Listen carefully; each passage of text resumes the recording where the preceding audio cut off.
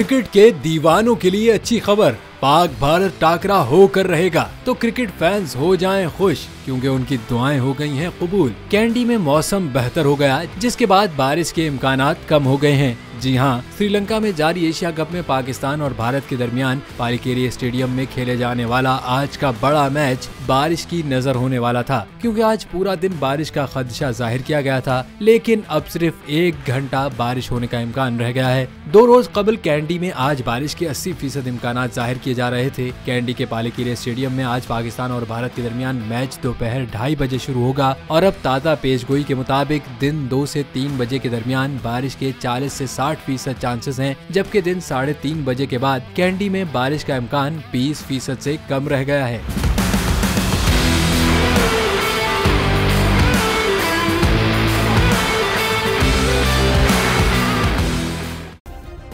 Subscribe करें और bell दबाएं ताकि कोई खबर रह न जाए।